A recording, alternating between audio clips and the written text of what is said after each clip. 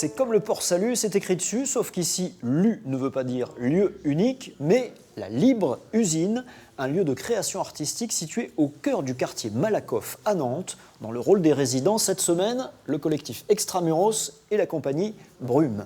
Suivez le guide.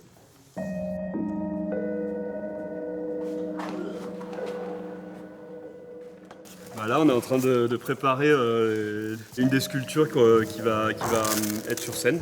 Et ça, on peut le faire quand on est ce qu'on appelle en résidence. Exactement, c'est vraiment la chance qu'on a eu de pouvoir avoir 2 semaines ici avec aussi une équipe, autant pour le son, la lumière, les costumes, un regard extérieur au niveau mise en scène, et ce qui nous a permis d'avoir ces possibilités de travail et de qualité de temps.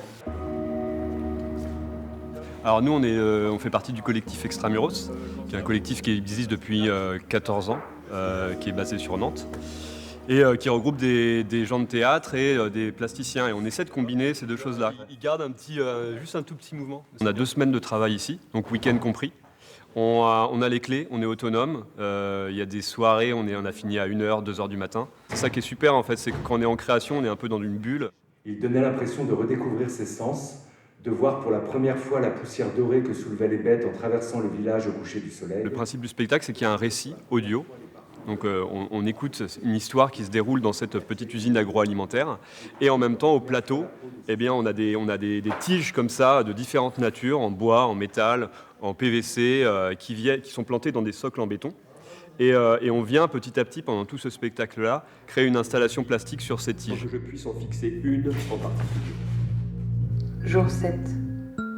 Aujourd'hui, c'est une drôle de journée. Presque personne ne s'arrête autour du métier.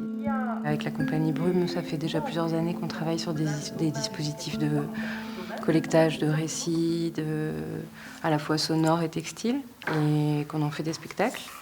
Et là, on a eu envie de s'appuyer vraiment très fort sur la métaphore du tissu social et de comment on a envie de se retrouver, mais aussi de découdre, de recoudre autrement, d'interroger ces liens justement. D'exister autrement à partir de la manière dont on reprend les fils, mais on fait un nouveau motif avec. Que les gens passent plus de temps à profiter de la vie, à découvrir la vie, à se découvrir, qu'à être en train de travailler ou à payer un loyer. Ce qu'on fait avec la compagnie Brume, c'est d'utiliser le textile comme installation, en fait, mais comme installation vivante qui vient résonner avec les sons, puisqu'on a la création sonore et la création textile. Donc c'est comment les deux se composent et comment le textile invite à entendre et comment l'écoute invite à regarder aussi. Dans mon délire, j'imaginais des millions de saucisses industrielles s'envoler à travers les flammes et disparaître au fond du ciel.